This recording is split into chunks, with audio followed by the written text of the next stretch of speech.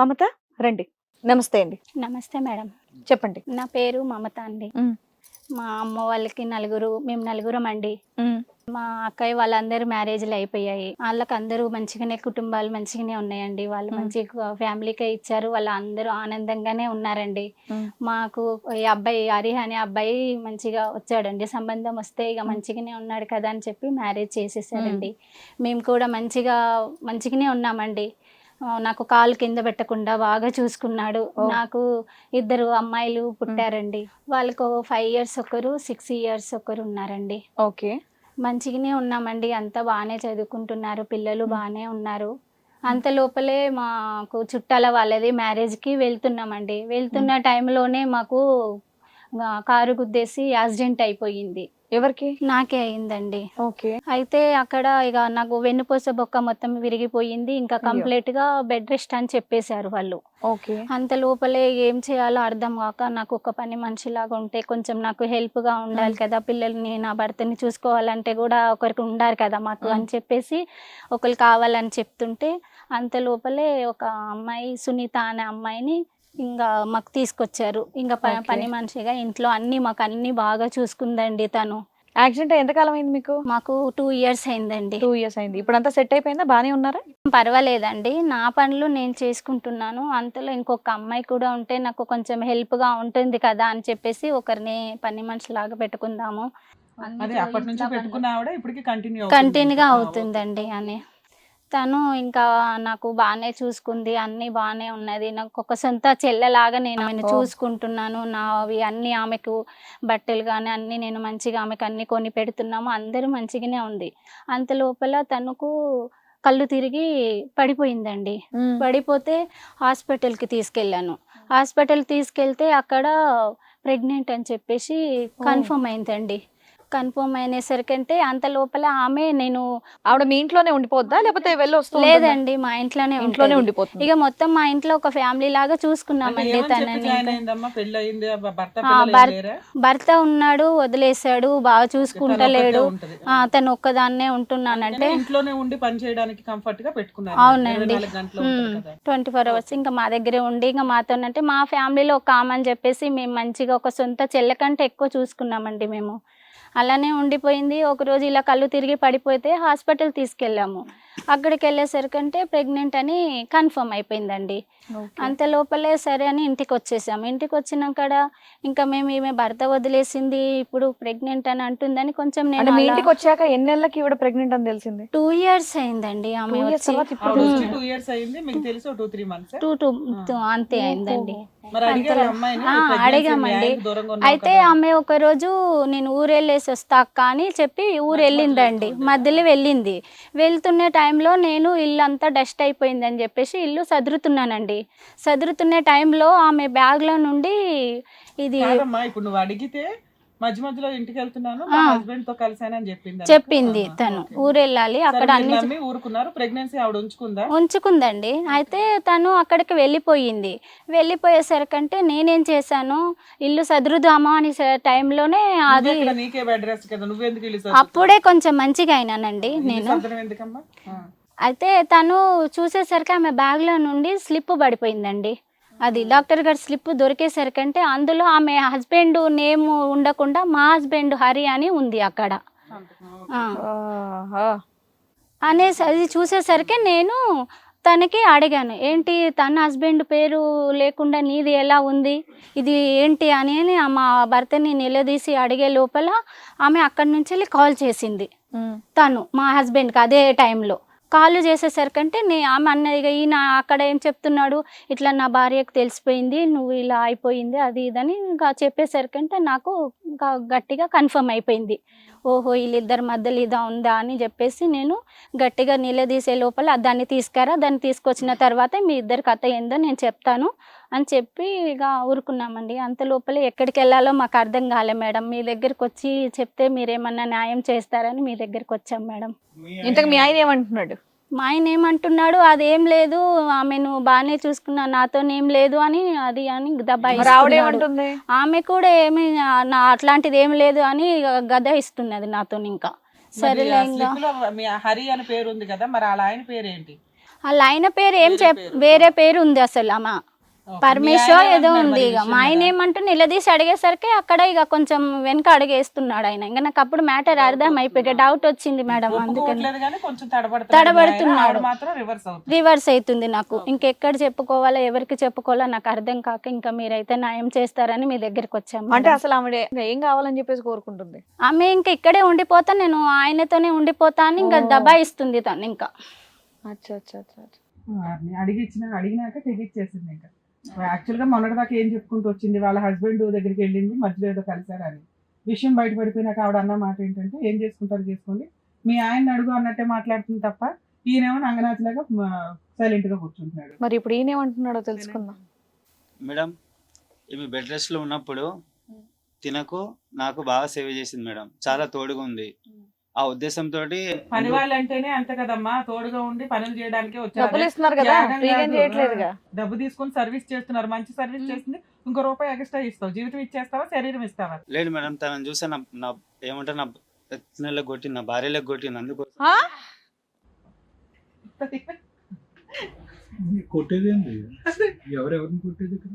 భార్యలా కొట్టిందని తన భార్య వచ్చి మొహం మీద పగలు కొట్టుంది. కాదు మేడం, అట్లా అనకండి మీరు. అట్లా అనకండా, భార్యలా కొట్టడం ఏందయ్యా? ఎవరిని చూస్తే వాళ్ళు భార్యలా కొడతారా ఏంది? అంటే ఆ ఉద్దేశంతో అనలే మేడం, అదే చెప్తున్నా. కాదు ఇప్పుడు ఈమె 2 సంవత్సరాలు బెడ్ రెస్ట్ లో ఉంది కదా, ఇప్పుడు ఈ తినకు ఇంత బాగా సేవ్ చేసింది, అదే నాకు కూడా బాగా చేసింది, 120 పెట్టింది. అమ్మలాగా కనిపించారంటే అది దండం పెట్టేంత గొప్పతనం. తన అమ్మ కాదు కదా మేడం, భార్యలాగా కనిపించారంటే చండాలంగా ఉంది. జీతం ఇచ్చావా? ఫ్రీగా ఏమన్నా ఫ్రీ సోషల్ సర్వీస్ ఏమైనా చేసిందా? అంటే తను నాకు నచ్చింది మేడం, అంతే. మరి అది చెప్పొచ్చు కదా, భార్యలా కొట్టడం ఏంది?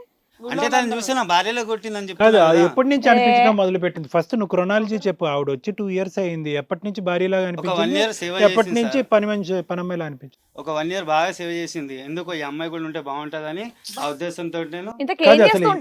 ఎలా కనెక్ట్ అయ్యారు? లారీ డ్రైవర్ మేడం, కానీ ఇద్దరిని బాగా చూసుకున్నా మేడం, ఎవరిని నేను తక్కువ చేయలే. నువ్వు తక్కువ చేసి ఎక్కువ చేసావు అనేది మాకు తెలుసులే, కానీ అది పక్కన పెట్టు. కావాలని తిన కూడా అడగండి, ఎంత బాగా చూసుకున్నాను. కానీ నీ అసలైన రంగు ఇప్పుడు తెలిసింది. వేరే ఆడది వచ్చి నాలో ఏం రంగు ఉంది సార్, నేను కష్టపడతాను కదా సార్. నువ్వు ఆ కష్టం వేరే, ఈ కష్టం వేరే. ఈ కష్టం ఏంది? దరిద్రం. అంటే సేవ చేసిందని నాకు ఇష్టపడ్డా సార్ నేను ఆమెని. అంటే సేవ ఎవరు చేస్తే వాళ్ళేనా? అంటే అందరు ఎట్లా కుడతారు సార్, ఈవిడతో ఏంటి? ఈవిడలో ఉన్న స్పెషల్ సర్వీస్ ఏంటి? అసలు అక్కనో అమ్మనో ఎందుకు చూడలేకపోయావో అంత సరే. అక్క నా అమ్మ కాదు కదా, భార్య నా భార్యను కూడా చూసుకున్నా. అక్క అమ్మ కనిపిస్తుంది, భార్యని కాదు మేడం, తనలో నా భార్యను చూసుకున్నా కదా. నేను తప్పేం పని చేసినా మేడం చెప్పండి? మరి తప్పున్నారా? ఏం మాట్లాడుతున్నావు?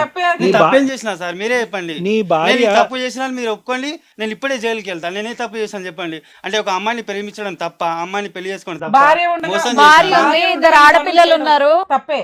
అంటే తినకు సేవ చేసింది కదా, తోడు ఉంటుంది. అలా కదయ్యా, ఒక సింపుల్ ఎగ్జాంపుల్. అరే నువ్వు మంచాన పడతావు ఈ రోజు కాకపోతే రేపైనా, మీ భార్య ఏమో వచ్చి నీకు సేవలు చేయలేక ఒక మగాడిని తీసుకొచ్చి పెట్టుకుంటది.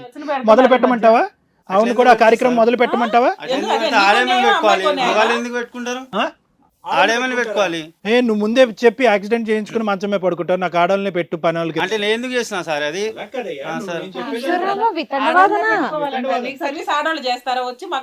మేడం నేను సర్వీస్ గురించి మాట్లాడాలి, నాకు నచ్చింది అని చెప్పాను నేను, అంతే. నేను సర్వీస్ గురించి మాట్లాడాను. సరే అయ్యా, ఇప్పుడు మీ ఆవిడ కూడా నాకు ఆయన నచ్చాడు, ఆయనలో నేను నిన్ను చూసుకుంటానని చెప్పేసి అంటే నువ్వేం చేస్తావు? మా ఆవిడ అలాంటిది కాదు, చాలా మంచిది. అంటే నువ్వు చండాలుడు అని ఒప్పుకుంటున్నావుగా, నువ్వు చేసిన తప్పని ఒప్పుకుంటున్నావుగా. నేను చేసిన తప్పేంటని చెప్పేసి అన్నావు. ఆమెను మోసం చేశాను, ఈమెను మోసం చేశాను అడుగు. ఇప్పుడు మీ ఆవిడ కూడా అదే అంటది, ఏం చేస్తావు అప్పుడు? మోసం చేయలేదంట, ఏమంటావు? మోసం చేయలేదని కనిపిస్తుంది కదండి అక్కడ. అలా ఏదో చేశాను, అక్కడ నీ పేరు ఉంది కదా, నీ పేరు ఉన్నది అక్కడ దబాయిస్తుండే. నా ముందేమో మింగినట్లు మాట్లాడావు, ఇక్కడికి వచ్చి రేస్ చేస్తున్నావేంది? మేడం అదంతా నాకు వద్దు. తనంటే నాకు ఇష్టం, తినంటే నాకు ఇష్టం, ఇద్దరంటే ఇష్టం. ఇద్దరితోనే ఉంటా నేను, మీరు ఏమైనా వేసుకోండి, నాకు సంబంధం లేదు. అలా నేను ఒప్పుకోను మేడం, నేను ఒప్పుకోను మేడం. చేసుకోండి, నేను ఇంతే ఇద్దరిని మెయింటైన్ చేస్తా. దానిలో తప్పేంది మేడం చెప్పు, మీరే తప్పేముంది చెప్పండి.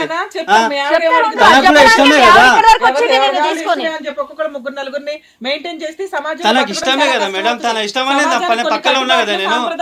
కాదు మేడం, తన ఇష్టం అంటే తన పక్కన ఉన్నా కదా. ఇద్దరు పడుకొని మా ఇష్టం అంటే కుదరదు. అదే తన ఇష్టం అంటేనే కదా. నువ్వు ఎందుకు ఒప్పుకోవట్లా? ఎందుకు ఒప్పుకోవాలి మేడం? ఎందుకు ఒప్పుకోవాలి? 3 మూలు కట్టా నేను. సరే మరి ఇప్పుడు వాళ్ళకి ఆహా పోలీసులు నీకు వాళ్ళిద్దరు ఇష్టం ఒప్పుకుంటాను మరి మీ ఆవిడకి ఇష్టం లేదు కదా అట్లా ఎట్లా ఆవిడ మేడం ఉండడం అవసరం లేదు. నీకు ఒక ఇష్టం కూడా అమ్మాయికి అదే ఇష్టం కదా. కదా? లేదు మేడం నాకు ఇద్దరు కావాలి ఆవిడకి కూడా ఇద్దరు కావాలి. ఆవిడకి కూడా ఇద్దరు కావాలి. ఈవిడకి ఆల్రెడీ ఒక బాయ్ ఫ్రెండ్ ఉన్నాడు, తీసుకొస్తాం ఆగి పెట్టి కొడతా ఇద్దరు అడుగుతారు ఇప్పుడు నువ్వు అదే చెయ్యమ్మా. అదే చేస్తా, నేను అదే చేస్తాను. ఇప్పుడు నేను అదే చేస్తా. ప్రాబ్లమ్, సైకలాజికల్ ప్రాబ్లమ్ సార్ అది. మేడం నాకు సైకాలజీ ఏం లేదు, కావాలంటే డాక్టర్ని పిలిపియండి.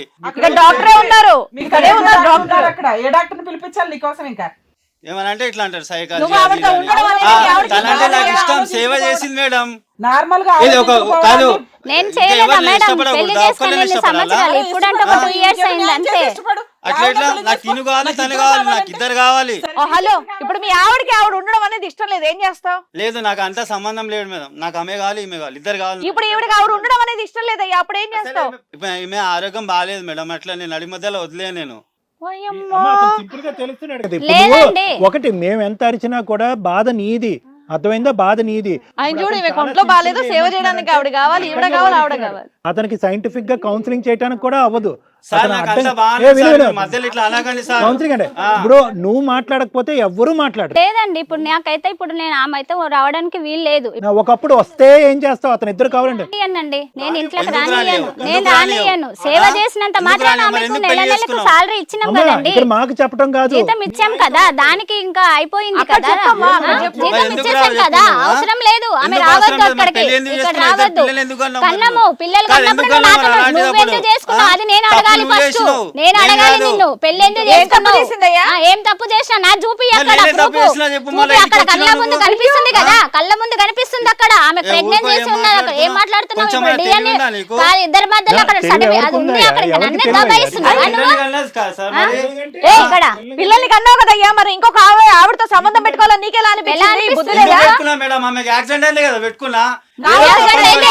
నేనేమైతే ఉన్నాను కదా, నేను చావలేదు కదా, నేను ఉన్నాను అక్కడ. నాకు తను కావాలి, నా నువ్వు పిల్లలు కావాలి, అంత ఉన్నారు, సంబంధం అట్లా లేదు. అవసరం లేదు. ఆమె మరి ఆమె ఉన్నప్పుడు మళ్ళీ మా చెల్లి మూడు ముళ్ళు ఎందుకు మంచి వేసినావు? సీరియల్ నువ్వు పెళ్లి ఎందుకు మంచి మంచి చేసుకున్నావు? సీరియల్ ఇద్దరు ఇచ్చినావు, పిల్లల్ని ఎందుకు ఎందుకు ఇచ్చినావు కన్నావు? మరి? ఇప్పుడు నన్ను మధ్యలో ఎందుకు వదిలేస్తావు? ఇప్పుడు మధ్యలో ఆమెను ఎందుకు తీసుకొస్తున్నావు? కాదు 2 సంవత్సరాల నుంచి మా చెల్లి అన్నం పెట్టినావు, చీరలు ఇచ్చినావు, ఎందుకు ఇచ్చినావు మరి? నేను ఒక సొంత చెల్లెలా ఒక మంచిగా చూసుకున్నాం మరి అంత ఇప్పుడు మాత్రాన. కూడా చూసుకో కదా, నేను సొంత ఎట్లా చెల్లెలేక? చూసుకుంటా? ఎట్లా ఒప్పుకుంటా? నేను ఒక ఒప్పుకో, పడమ్మాయిలాగా చూసినా ఒప్పుకోవాల్సింది, నేను నాకు అలా అంతా ఒప్పుకోను. తెలియదు. నేను నాకు అంతా ఒప్పుకోను, తెలియదు, నేను ఒప్పుకోను, ఒప్పుకోవాల్సిందే. అసలు నేను ఒప్పుకోను. ఉంటావా నువ్వు? ఒప్పుకోకపోతే నేను ఉంటా, ఇదే ఉంటా.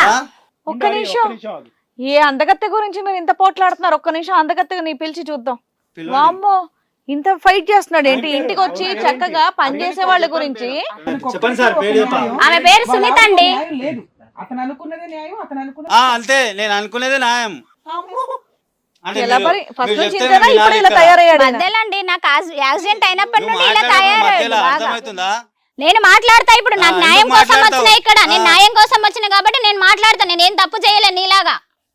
నేనేదో పెద్ద తప్పు చేసి వచ్చి నువ్వు చేసిందే తప్పయ్యా. ఏం తప్పు చేసినా చేసి మళ్ళీ మేడం తప్పు నేను? చేయలేదు, తప్పు చేయలేదు చెప్పండి, అంటున్నావు. ఏం తప్పు భార్య చేసినా ఉండగా ఇంకోతో నేను? ఉండడం అనేది మీరు తప్పు తప్పు కాదా? చేసినా అని చెప్పు, నేను ఇప్పుడే ఒప్పుకుంటా తప్పని. తప్పే బాబు. ఏం తప్పే, చెప్పాలి లేకపోతే మీరు? లా ప్రకారం తప్పే. ఆగు, ఆవిడ ఆ మహాతల్లి ఎవరు? ఆవిడ కూడా పిలిచిన ఆవిడ పేరేంటమ్మా? సునీత అండి. అమ్మా, ఆ సుందరిని పిలవండి. అమ్మా సునీత రా. మేము పిలిచాం బాబు. నీ భాగవతం వెంట కనిపెట్టడానికి మేము పిలిచాం. మేము పిలిపించాము, ఎందుకంటే ఆవిడ ఎవరో మాకు తెలియాలి కాబట్టి పిలిపించాం. చెప్పమ్మా సునీత, ఏంటిదంతా? తను నేను చిన్న వ్యాపారం చేసుకుంటుంటే అమ్మో, తను ఎంత దారిలో సున్నితంగా వచ్చేటప్పుడు, మాట్లాడుతున్నారు మీరు. పోయేటప్పుడు కనిపిస్తాను. ఏ వ్యాపారం అమ్మా?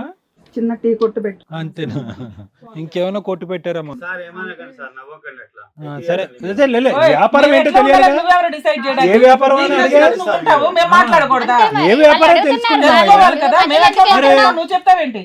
నువ్వు మధ్యలో వెళ్ళొద్దు, వాళ్ళు అడుగుతున్నప్పుడు feel వాళ్ళు అవుతున్నాడు. మాట్లాడకూడదు. చెప్పమ్మా, ఏ వ్యాపారం?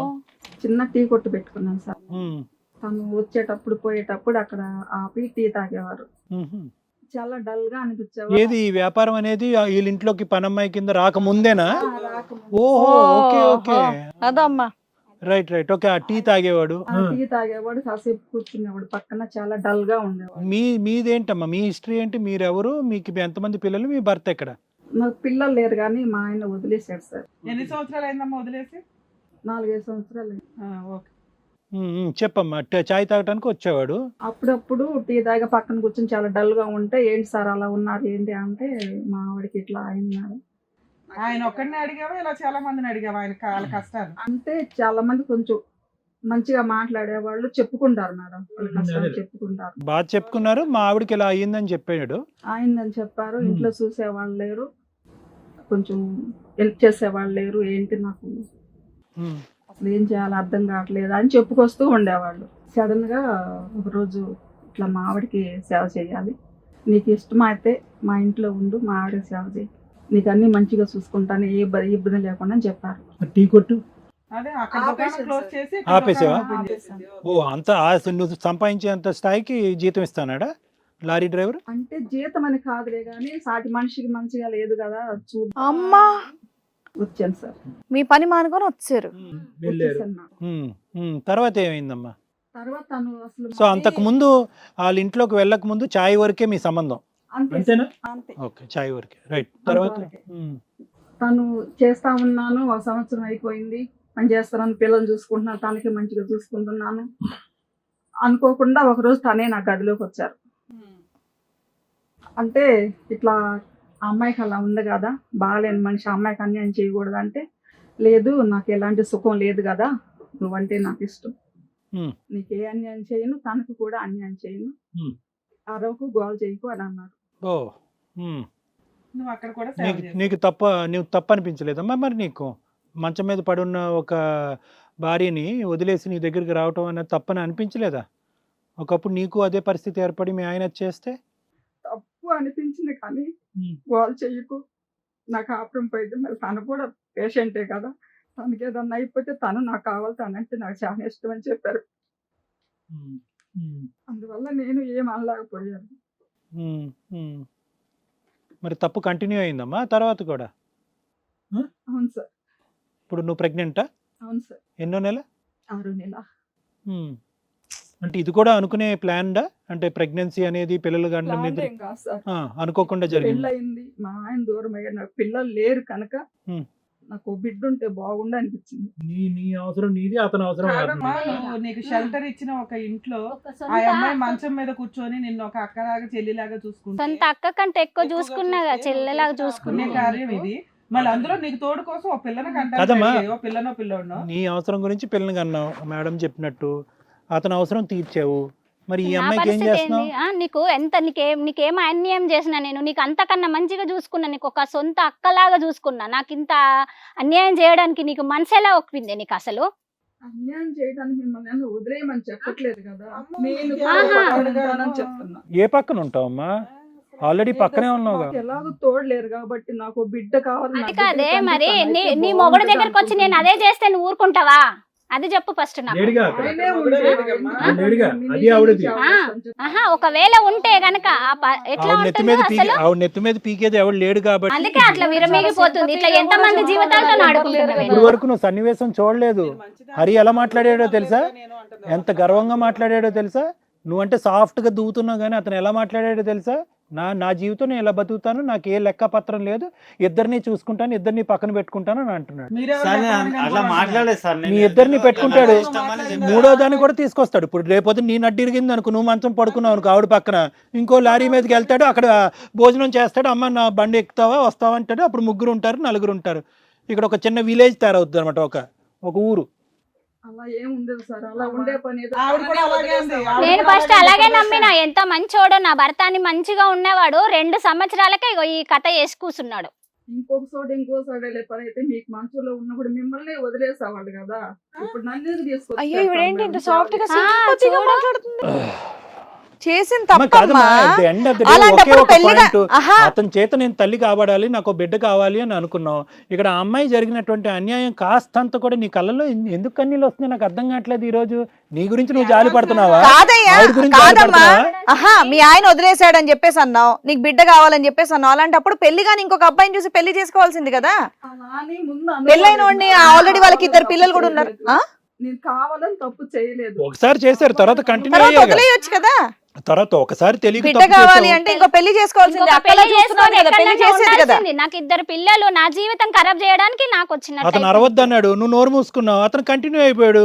ఇప్పుడు నువ్వు అంటున్నావు నా అడ్వాంటేజ్ నేను చూసుకోవాలి కదండి, నాకు ఒక బిడ్డ కావాలి, మా ఆయన దగ్గర నుంచి ఆ సంతృప్తి తీరలేదు కాబట్టి ఇతను ఇది తీర్చాడు అన్నాడు. అతను ఇంకో పెళ్లి చేసుకోవాల్సింది కదా. ఇప్పుడు విరగబీగిపోతున్నాడు. ఇప్పుడు ఈ అమ్మాయి పరిస్థితి ఏంటి? ఇందాక అడిగిన ప్రశ్నగా నేను మళ్ళీ అడుగుతున్నాను, నువ్వు అసలు ఎందుకు ఏడుస్తున్నావు? ఇప్పుడు హిట్ టీవీ యాప్ ని డౌన్లోడ్ చేసుకోండి. ఇందులో short news, live news, entertainment movies అన్ని అవైలబుల్ గా ఉన్నాయి. హిట్ టీవీ యాప్ ని ఫ్రీగా డౌన్లోడ్ చేసుకోండి.